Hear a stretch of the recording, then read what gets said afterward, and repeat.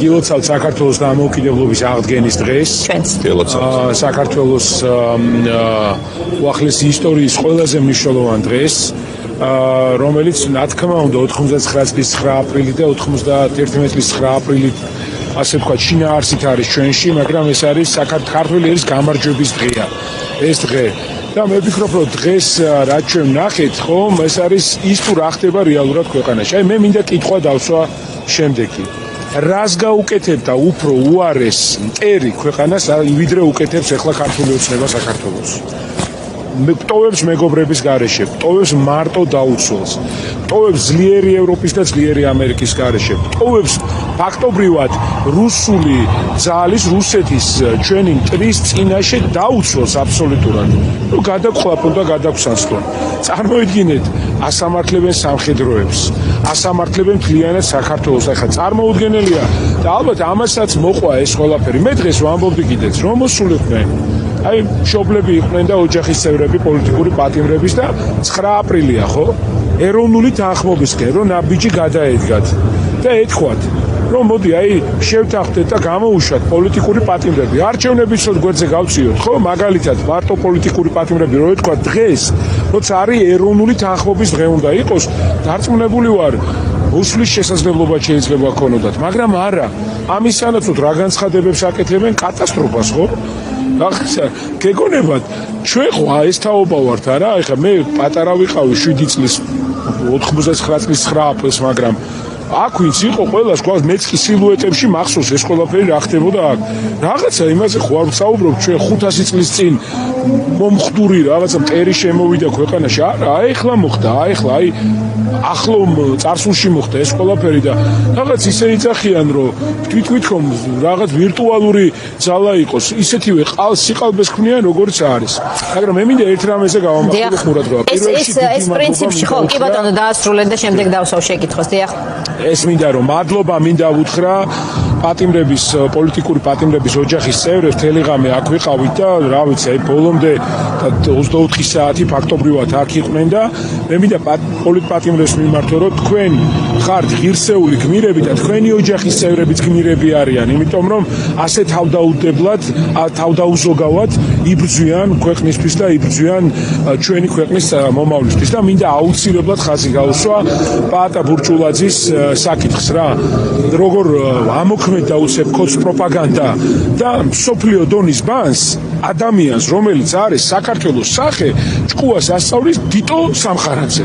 და ის გვიყვება რაღაც სიგიჟეებს. ამაზე უფრო მეტი უტიფრობა არ შეიძლება ასე. ეს გასაგები სამიზნეა დღეს, იმიტომ რომ ის ბოლო პერიოდში ამ დღის ერთ-ერთი ორგანიზატორი პაატა ბურჭულაძეც იყო და ალბათ ამიტომაც პაატა ბურჭულაძეს და ნადიმ ხმალაძესაც მინდა ძალიან დიდი მადლობა, სხვა ორგანიზატორებს კი იქ სხვა ორგანიზატორებსაც ყველას მინდა მადლობა უთხრა და ერთი რამ მინდა საზოგადოებას უმორჩილესად თხოვო დღეს 9 აპრილს. როდესაც დავინახავთ, რომ ვინმეზე არის შეტევა, განხორციელებული, ორგანიზებული ძალადობრივი რეჟიმის მხრიდან, ყველაზე მთავარია ფსიქოლოგიური შეტევა. ჩვენ მას გვერდში უნდა დავუდგეთ. დღეს პაატა ბურჭულაძე ჩვენ უნდა გავამხნევოთ ყველა გვერდში უნდა დავუდგეთ. ის ძალიან მყარად იდგა აქ და ძალიან მყარია და რა თქმა უნდა, მაგრამ მეც გამოვიდულია და სხვასაც გამოუვლია რამხელა სტრესია, როდესაც ორგანიზებული დიდი ძალა ცდილობს რომ გაგაშაოს, ხო? ხო და ამიტომ ჩვენი ძალა რაშია? ჩვენი ძალა არის ერთობაში. ის კი არა რომ თავის პრობლემასთან ვინმე მივატოვოთ და თავისთვის დავტოვოთ. არა, ჩვენ გვერდში უნდა დავუდგეთ ამ წუთას პაატა ბურჭულაძეს, რომელმაც მართლაც გმირობა და დიდი საქმე ჩაიდინა გუშინ და დღევანდელ დღეს. და ასე უნდა მივიდეთ გამარჯვებებამდე. როგორც კი დავინახავთ ვინმეზე რომ შეტევა ორგანიზებული ძალადობრივი რუსული ასე ვთქვათ რეჟიმის მხრიდან, პროპაგანდის მანქანის მხრიდან, ჩვენ ესერად გვერდში უნდა დავუდგეთ და მე ვფიქრობ, რომ თითო ლაიქი, აი ვინც ახლა გვიყურებთ, ვინც Facebook-ზე აქტიურები ვართ, თითო გადაზიარება პატა ბურჭულაძის მიმართებაში გავაკეთოთ რა, იმიტომ რომ ამ კაცმა მართლა დიდი საქმე გააკეთა. ბოლო 24 საათი. ახლა მინდა კითხოთ იმის შესახებ, თუ რა ძალისხმევა დახარჯა დღეს ხელისუფლებამ იმაზე, რომ არ ეხსენებინა რუსეთი.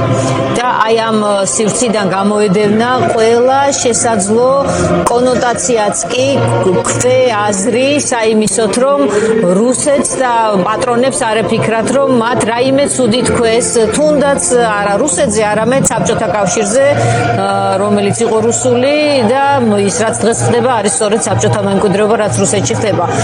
ეს რისი ნიშანია? გავიგეთ რისი ნიშანიც არის, ახლა ეს რიტორიკული კითხვა გამომდის, მე უფრო სხვა რამეს ვკითხულობ. აგონიის ნიშანია ხელისუფლების, მართლაც ფიქრობს, რომ ვინმეს დაარწმუნებს, რომ 9 აპრილს, ესე იგი უახლოეს მეხსიერებაში რაც ყველას გვაქვს, ეს შეიძლება ამოშალო და რაღაცნაირად შეარბილო, ლოიალური გახადო საკუთარი საზოგადოება მათი მკვლელების მისამართით, თუ რაზეა ეს გათვლილი? ეს პრაგმატული გათვლა მაინტერესებს უფრო და არა ის, რასთან ასოცირდება ახლა ეს მათი ქმედება.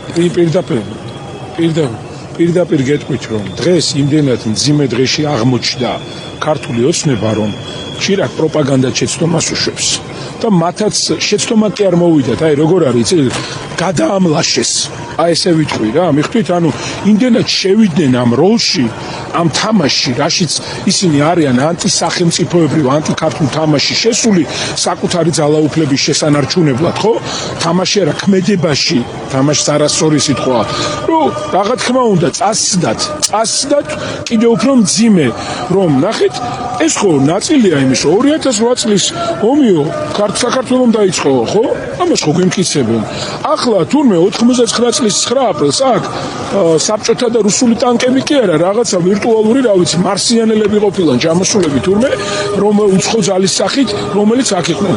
აი ამ აბსურდულ რეალობაში არიან. რეალობას მოწყოტილები არიან. რეალურად დღევანდელმა დღემაც ესაჩვენა. რეალობას მოწყოტილები არიან.